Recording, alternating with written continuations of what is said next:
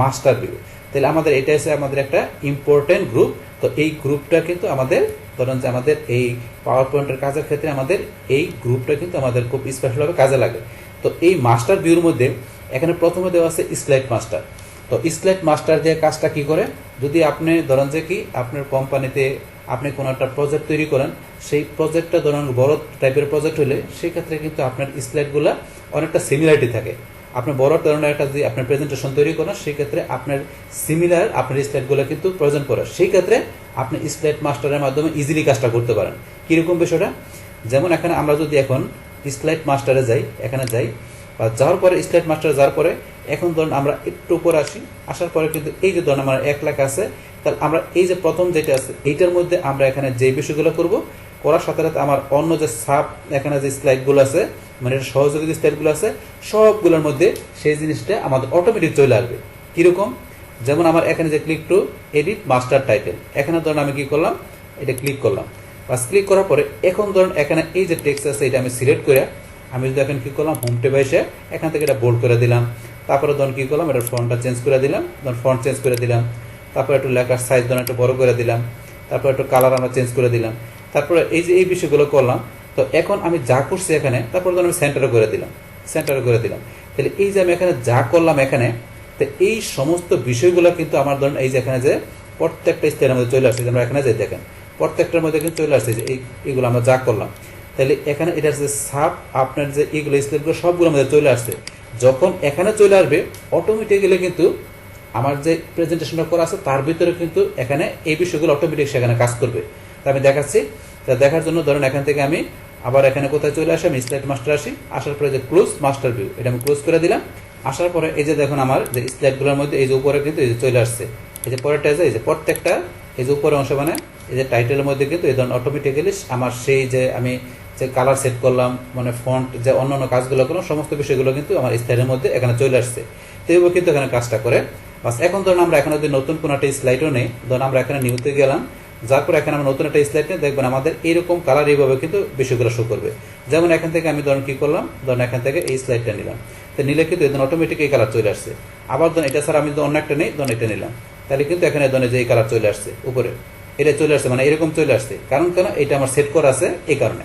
আচ্ছা এখন তারপর আবার যদি আমরা এখন ভিউতে আসি, আসার পরে ধরুন আমরা স্লাইড মাস্টার আবার যাই, যার পরে আমরা এখান থেকে এইটা ছাড়াও যদি আমরা কি করি, ধরুন এখান থেকে এই যে আমরা যে আরো বিষয় দেওয়া আছে, যেমন আমরা এই যে কালার, আমরা কালারে গেলাম, কালার যাওয়ার পর আমরা যে কালার সেট করতে পারি, তার আগে ধরুন আমরা এখান থেকে থিম চেঞ্জ করতে পারি।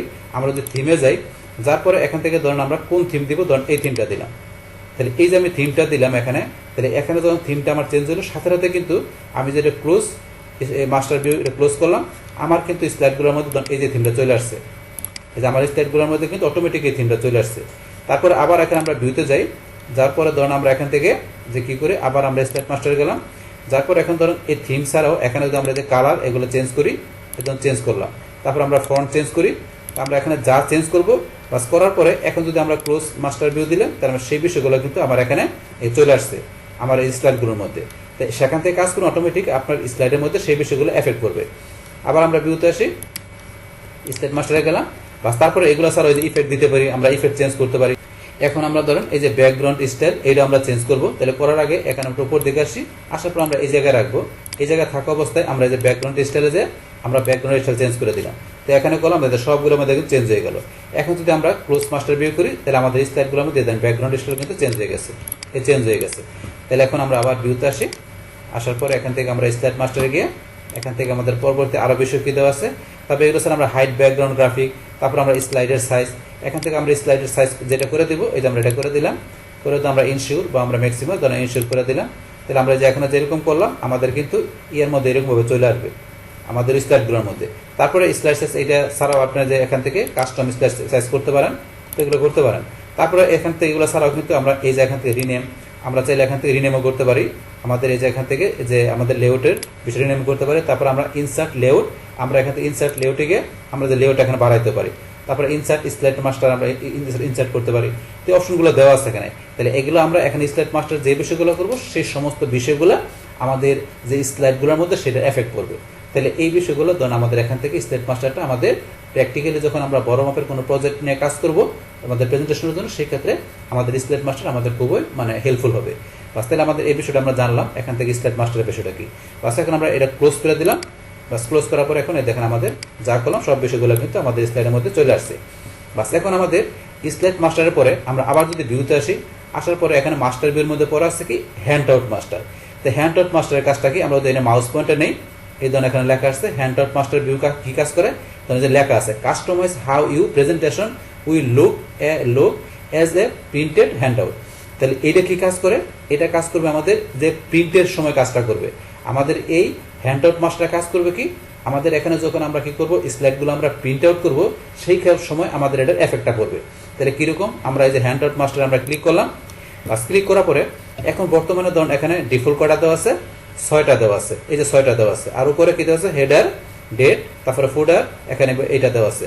তাহলে এই যে এখানে যেভাবে দেওয়া আছে, তাহলে আমার কিভাবে এখন আমার যখন আমরা প্রিন্ট আউট দেবো আমাদের একটা প্রিন্টারে পেজ ঢুকায়, তখন আমাদের একটা পেজের মধ্যে কয়টা স্টেট আসবে, 1টা 2টা 3টা 4টা 5টা 6টা, আমাদের একটা পেজের মধ্যে এবার ছোট করে 6টা স্লাইড আমার প্রিন্ট হয়ে বাইরে আসবে, এবং উপরে হেডার, তারপরে এই যে ডেট, এগুলো চলে আসবে।